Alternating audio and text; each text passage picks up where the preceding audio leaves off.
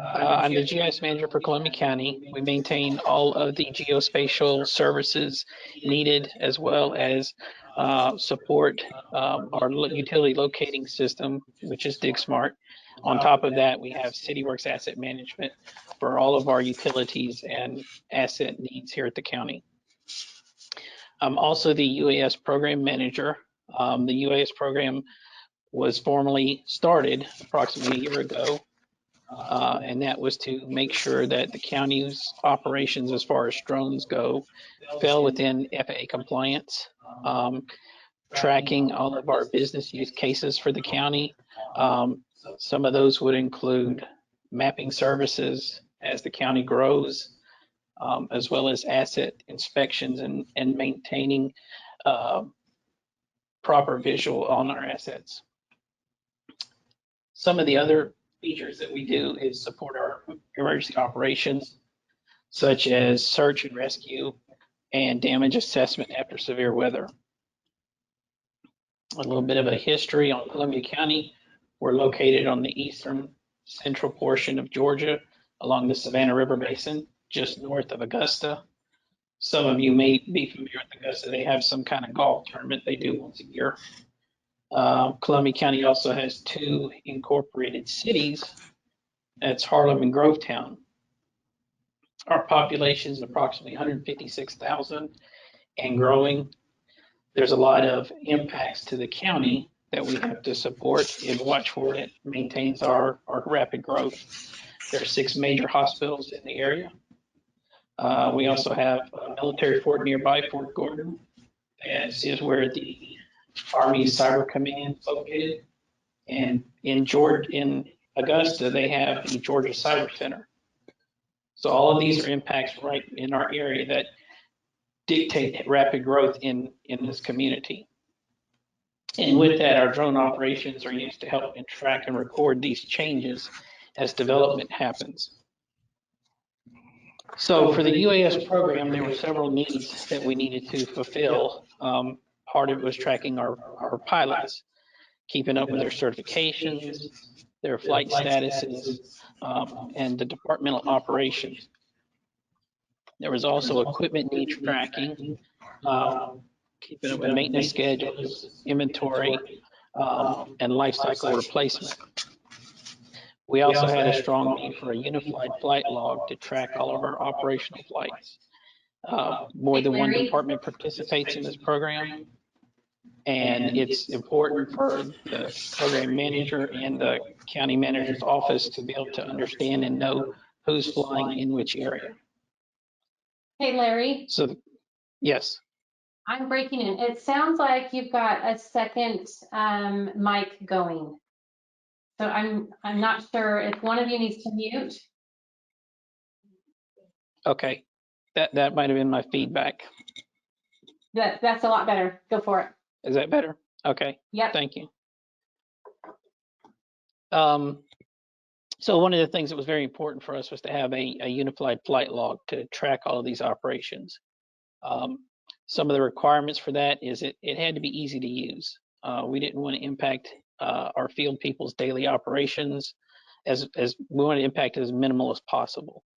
It had to be something interjected with workflows that for our Cityworks users, and not all of our drone pilots are Cityworks users, so it had to work independently or with Cityworks as they did their daily duties. So we did look at other options, other softwares.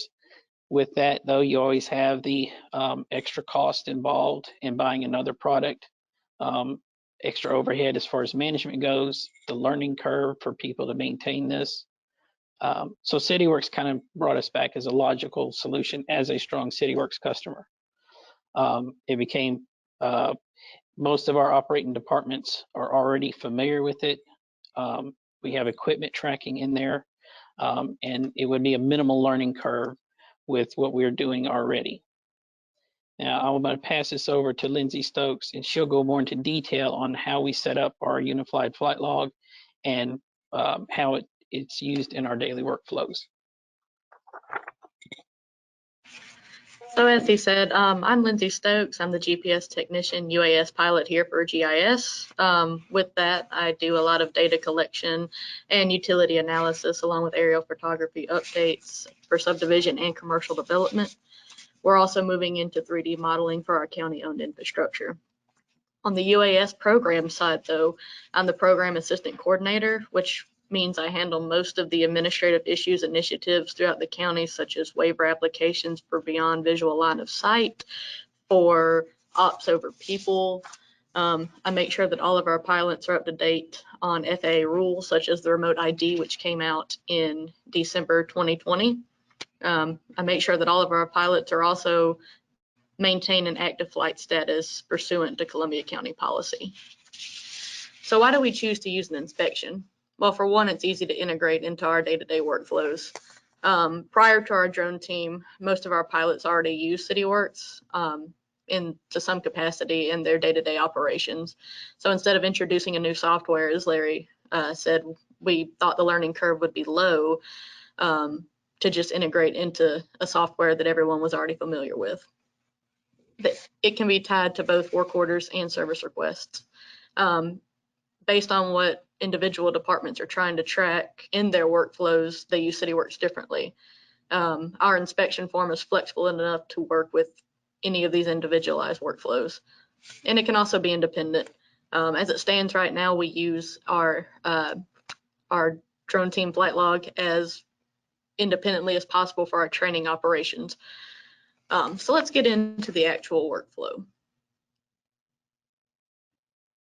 So here you see a snippet of our actual drone team flight log inspection that we use for every flight, whether that be a service request or an inspection or independent. When creating our inspection form, we actually took a lot of these from the FAA directly. However, some of these did come from established drone programs across the country. Columbia County is in Class 3 airspace, so there's no national air restrictions at this point in time for Part 107 rules. They just follow Part 107. So we didn't have to get any of the specialized questions, anything like that, that other places like Atlanta or Augusta, Richmond County would have to. Our form is also relevant to the type of work our pilots do. So we wanted the form to be as simple as possible for those in the field. We really developed this for field applications. I know being predominantly a field worker, I know how frustrating it can be to deal with a cumbersome form while trying to actually do your job. It's helped us automate our inspection form with the inclusion of drop downs. Most of these, if you can see here, such as the purpose of operation, the drone that's actually being used, and the RPIC here, are all drop-down categories, which means it's easier to get that information in there and it's quicker for the person in the field. While we did make some fields required to close the inspection, which are the ones that are in red here, all of these accumulate to what we call a condition score here at the bottom, and that's where we rate how risky or optimal each flight is. As you can see right here, this one was a score of 100, so it took into account the temperature, the weather, the wind speed, the purpose of the operation, are the batteries fully charged, things like that to make a condition score of 100, 0 being the worst, 100 being the best. So if anything were to happen on here, it would actually be considered an optimal flight, something out of the ordinary were to happen. So GIS really took the initiative here once we developed this to be the case test to show how the drone team could incorporate the log into both service requests and work orders. We found that service requests actually allow you to track callers here, and it shows the number of different individuals who are requesting our drone assistance. And that allows our administration, whether that be the program manager or further up administration, to see at the end of each budget year who and what department is requesting most of these flights. And they might be in the business of actually getting a drone themselves instead of requesting our assistance. So here you can see that the drone team flight log is tied to this one service request. But we really wanted to move into work orders so we could track more efficiently. And because work orders don't track caller information, we actually use the drop-down category here to determine which department is using our drone services, whether that be stormwater, recycling, GIS themselves. This allows us to proportionately backbill for our labor and equipment. The work order allows us to track different aspects of the drone themselves here in the ELM, which is equipment, labor, materials. It allows us to track the flight hours, which is good for us to know because flight hours normally deduces to miles. We like to see both. It actually allows us to do the return on investment. So if we buy a well-priced other than consumer grade drone, we want to see how that initial price of the drone versus the flight hours of data collection and see how well we had a return on investment. And finally, the wear and tear on the drone. It helps us develop a maintenance schedule. Many of these consumer grade drone manufacturers really take the when you crash then replace approach. They view these drones as consumables, but for the safety of our people and the fiscal duty we have to our county, we really are trying to mitigate this as much as possible. So that's why we're trying to move to work orders so we can actually see the overall impact that drones have on our county. And I will let Larry talk about a little more of the reporting aspect on his dashboard. Thank you. What we're looking at right here is tiles from my dashboard that I monitor every day. You see the map because I filtered, I'm using a Cityworks Safe Search and filtered just on this particular inspection type, anything over 90 days. I have a nice detailed map there showing me where all the activity has been in that time period. There's also the ability for me to look week by week on how many flights have been flown, as well as which based on the month as well. One of the tiles you see there at the bottom right has pilots' names. Part of our program requirement is that pilots fly every 90 days, either by one of our meetups where we do a test out or field operations. That kind of guarantees that they're keeping up their skills. So if they're not, if I don't see a work order for them in the past 90 days, I'm sorry, a service order of inspection in the past 90 days, I know that they haven't actually flown. And it helps me manage that in that aspect. These tiles have not been published yet for the county manager's office, but that would be the next logical step. This kind of goes in with our transparency all the time. I know our public relations office is getting calls for various things around the county. I saw a utility truck down this road one day doing something, or I see a drone flying in my neighborhood. This would give them a quick way to actually answer those questions without actually having to call me or one of the other departments. And so that just kind of wraps up some of the features that I needed as the program manager.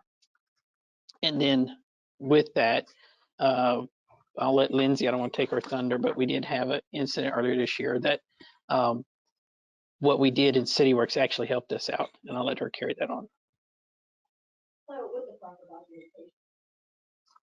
So with the proper documentation, you can mitigate as much heartache as possible. Because we have these drones up in the air as much as we do, crashes are inevitable. I don't know if you can see, but we have a drone here that was crashed earlier this year. We had some damage done to the gimbal, and some actual propellers were cracked. It's pretty hard to see based on the fact that they're white, but it was pretty much totaled. By using Cityworks to log our operations, every pilot is held above reproach. We really had the pilots in mind when we created this documentation. Being a pilot, it really protects the pilot as the operator. So our program manager, along with risk management, they did a full investigation on this flight. And because of Cityworks, they determined that the flight was optimal. There was no fault on the operator themselves. The visual observer gave a statement saying everything was within the normal operating status. It was just a software malfunction. We actually were flying a gridded flight. It was set at 100 feet in the air for a 3D model, and it just lost altitude unknowingly. It actually gave risk management enough information to find no fault and to replace the unit entirely. And with that, I will pass it back over to Larry.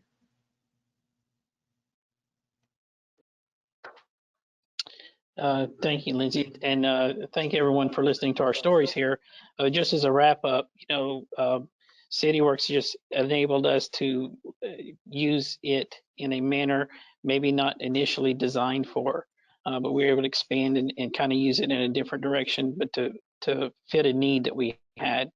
We're able to maintain our U.S. departmental operations with minimal impact to their businesses, as well as keep county transparency.